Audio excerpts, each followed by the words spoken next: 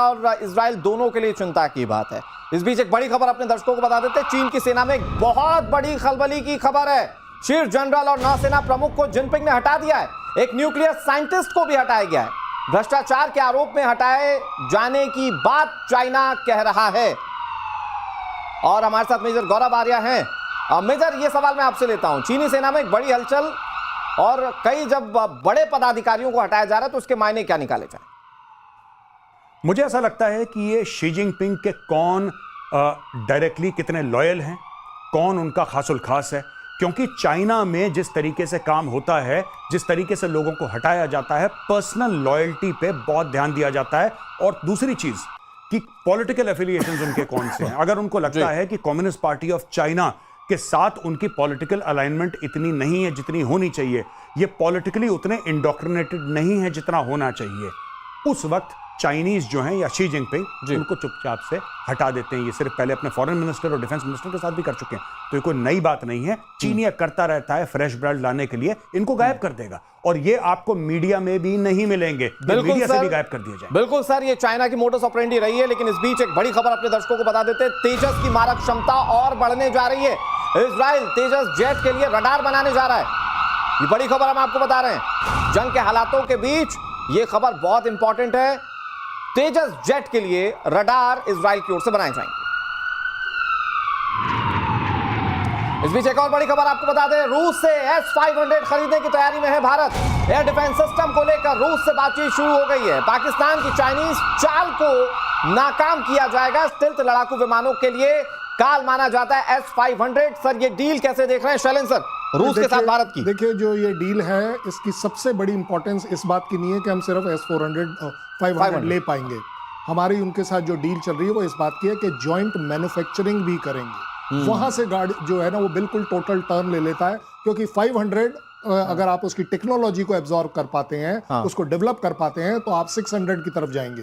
और उसका सबसे बड़ा फायदा यह है कि ना केवल आप हाइपरसोनिक मिसाइल्स को मार पाएंगे, आप स्टेल्थ एयरक्राफ्ट्स को मार पाएंगे, आप इवन जो लो ऑर्बिट में सैटेलाइट्स हैं उनको भी गिरा पाएंगे, जो अपने आप में सबसे बड़ी डेंजरस सिचुएशन हो गई चाइना के लिए, पाकिस्तान के लिए नहीं। लेकिन वो पाकिस्तान के लिए ऑटोमेटिकली इसलिए हो जाती है, ये सारे वेपन सिस्टम काम किसके लिए करते हैं वॉर में? वो पाकिस्तान के लिए करते हैं। सो इस वजह से आप देख रहे हैं कि दोनों के बीच में बहुत बड़ी चिंता है। और उससे भी बड़ी चिंता मुझे लगता है दुनिया को होनी चाहिए।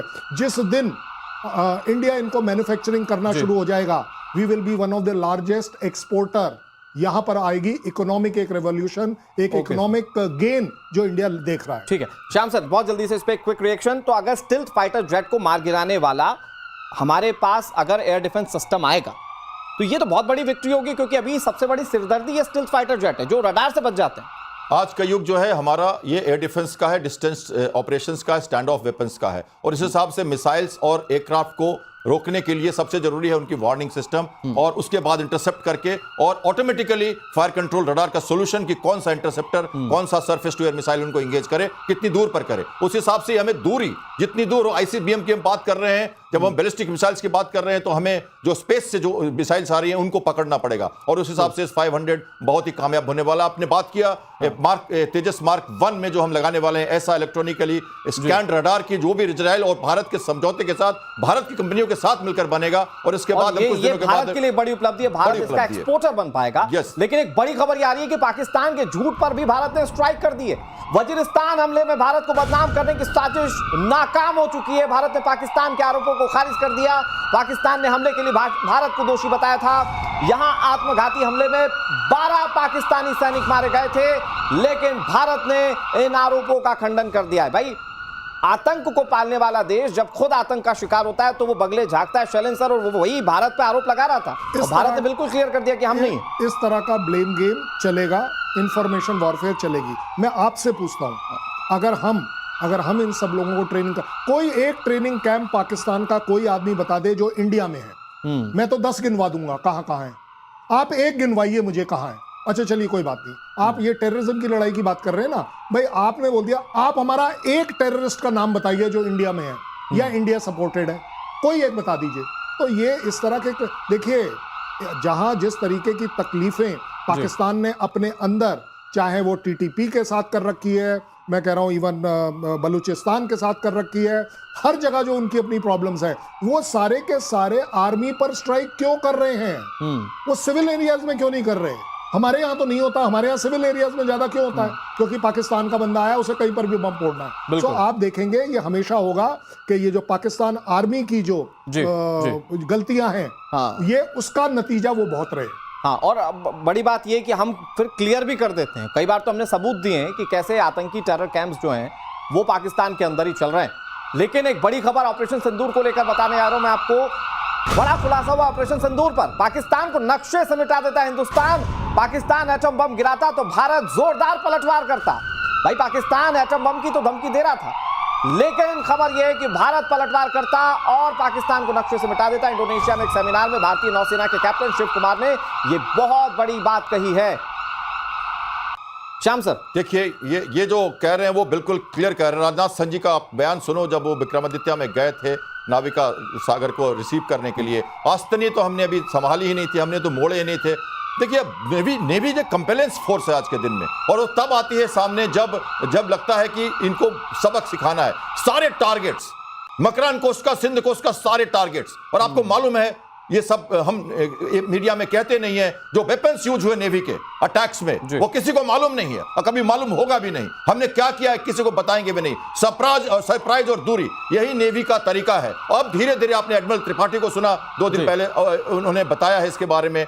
ऐसी तैयारी थी कि शायद उसको पता भी नहीं चलता। सारे शिप्स उनके सबमरीन हार्बर में रह गए, एक भी शिप बाहर नहीं आया। और उनका जो ATR एयरक्राफ्ट ऑपरेशन जो खत्म हुआ उसके 2 दिन के बाद वो ट्रैक करने आया था फ्लीट को, उसको हमने इमीडिएटली ट्रैक करके वापस भेज दिया। हम वहां तक गए जहां तक कि शायद उनको मंजूर नहीं था।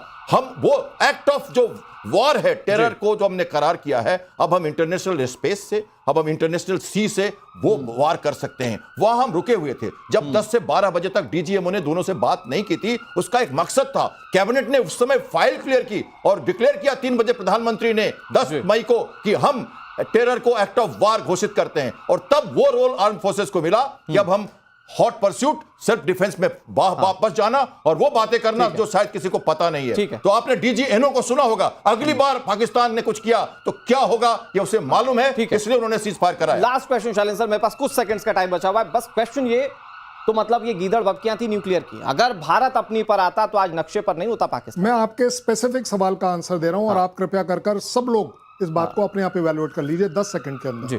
ज्यादा बड़ी बात यह है, आप बोल रहे हैं कि हम न्यूक्लियर की सेकंड स्ट्राइक करते, मैं आपको पहली स्ट्राइक करने दूंगा तभी तो करते।